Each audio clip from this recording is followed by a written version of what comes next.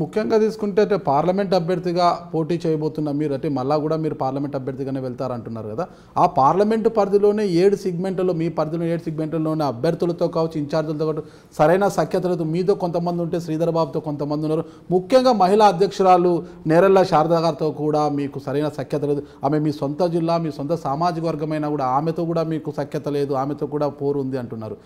ఇలాంటి వర్గ పోరే మాకు మేలు చేకూరుతుంది అనే భావనలో టీఆర్ఎస్ శ్రేణులు ఉన్నాయి అంటున్నారు. సో ఇంకా అట్లేం లేదు, షీఈ్ మై సిస్టర్, అటువంటి ఇష్యూ ఏం లేదు. 7 నియోజకవర్గాల్లో పార్టీ ఎవరికి నిర్ణయం చేస్తే వాళ్ళతో కలిసి నేను పోరాటం చేయడానికి సిద్ధంగా ఉన్నా. ఆ అభ్యర్థుల ఎంపికకు నాకు ప్రక్రియకు సంబంధం లేదు. అది హైకమాండ్ నేను చాలా రోజుల కింద చెప్పిన, ఇంతకుముందు చాలా ఇంటర్వ్యూలో కూడా చెప్పిన, అభ్యర్థుల ఎంపిక బాధ్యత నాయకత్వం చూసుకుంటుంది.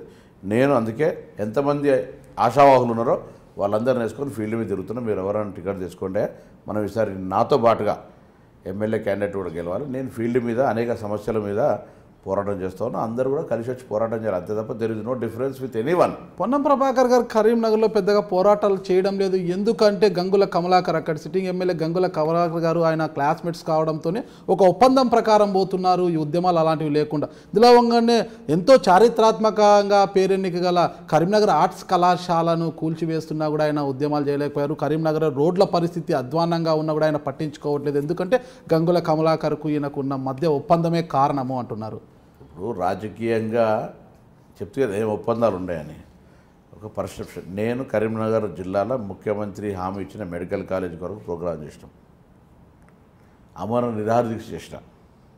కరీంనగర్ డిస్ట్రిక్ట్ హెడ్ క్వార్టర్ అది కూడా గంగుల కమలాకర్ నియోజకవర్గమే. ఆ మెడికల్ కాలేజ్ ఆ నియోజకవర్గంకి వచ్చేది. ఇష్యూని డైవర్ట్ చేయడానికే చేశారంటున్నారు. అది ఇప్పుడు మూర్ఖుడు అంటే నేనేం చేస్తాను దాన్ని. ఇప్పుడు రాజకీయంగా నేరేళ్ళ దళితుల సంఘటన దేశవ్యాప్తంగా సంచలనం సృష్టిస్తుంటే ఒకవైపు అంటే టీఆర్ఎస్తో అప్పటి వరకు లోపాయికారి ఒప్పందం పెట్టుకున్న పొన్నం ప్రభాకర్ గారు ఆ ఇష్యూని డైవర్ట్ చేయడానికే మెడికల్ కళాశాల కోసం ఆమరణ నిరాహార దీక్ష చేశారు అంటున్నారు.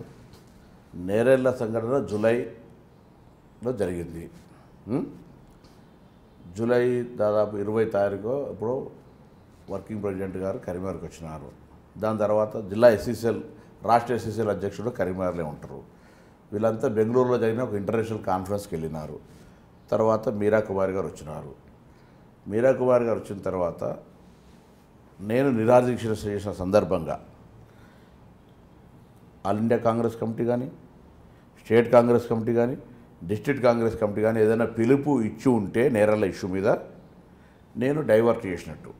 There is no program on Nerella, number 1. Number 2, నేను మెడికల్ కాలేజీ కొరకు దీక్ష చేస్తా అన్నటువంటి అనౌన్స్మెంటు బిఫోర్ నేరెళ్ళ ఇన్సిడెంట్ 6 నెలల ముందు. ఎందుకు ఆ 5th ఆగస్ట్ ఎందుకు? 5th ఆగస్ట్ 2014 చీఫ్ మినిస్టర్ కరీంనగర్కి వచ్చి మెడికల్ కాలేజ్ అనౌన్స్ చేసినాడు. 5th ఆగస్ట్ 2015 మేము హైదరాబాద్లో మేము జీవన్ రెడ్డి గారు ప్రెస్ కాన్ఫరెన్స్ చేసినాం. 5th ఆగస్ట్ 2016 కరీంనగర్ 1 టౌన్లో కేసు పెట్టినాం. 5th ఆగస్ట్ 2017 మొన్న నిరాహార దీక్ష చేసినాం. 5th ఆగస్ట్ 2018 నిన్న కూడా మళ్ళీ ఆల్ పార్టీ మీటింగ్ ప్రోగ్రామ్ 4 సంవత్సరాలు అవుతుందని ప్రజలకు జ్ఞాపకం చేసే కార్యక్రమం చేసుకున్నాం. సరే, అందులో కూడా ఒకవేళ పొన్నం ప్రభాకర్ చేస్తే మిగతా పార్టీకి సంబంధించిన చాలా పెద్ద పెద్ద నాయకులు అన్నారు కదా, వాళ్ళందరూ ఒకవేళ కార్యక్రమం చేసి నేను డివైడ్ చేస్తే దానికి అందరూ మా జిల్లా ప్రజలు కలిసి అచ్చా మీరు పోరాడుతూనే అంటున్నారు. సిరిసిల్ల టెక్స్టైల్ ఇండస్ట్రీ వరంగల్ తీసుకుపోతుంటే పెద్ద మూమెంట్ చేసినాం. వేములవాడ దేవస్థానానికి పైసలు ఇస్తా అని హామీ ఇచ్చి ఇవ్వకపోతే మొన్ననే వేములవాడని సిరిసిల్ల పాదయాత్ర చేసినాం. మిడిమానేరు ముంపు గ్రామాలు నా కాన్సెప్ట్కి సంబంధించి వేరే సంబంధం మిడిమానేరు ముంపు గ్రామాలకు సంబంధించినటువంటి తీవ్రమైనటువంటి పోరాటం చేసినాం. రుక్మాపూర్ లెదర్ పార్క్కి సంబంధించి చేసినాం.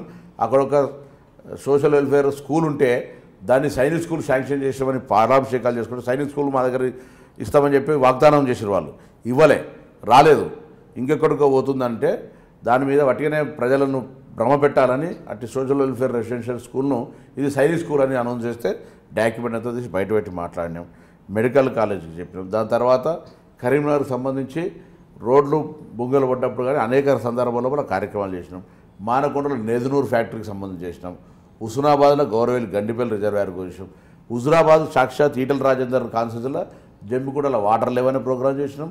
అదేవిధంగా హుజురాబాద్లో 100 పడకల ఆసుపత్రి మేము ఉన్నప్పుడు నిధులు కేటాయిస్తే అంటే నా నియోజకవర్గం నాకు ఎవరి సర్టిఫికెట్ కాదు, నాకు నా ప్రజల సర్టిఫికెట్ కావాలి.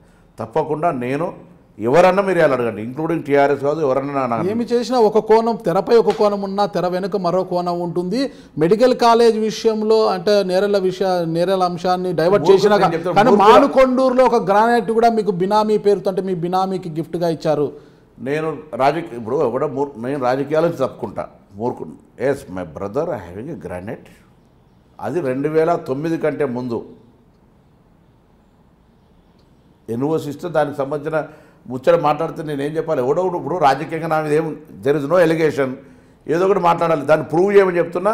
నేను మూవీ నుంచి నేను కంప్లీట్గా ఐ విల్ ఏదంటే అది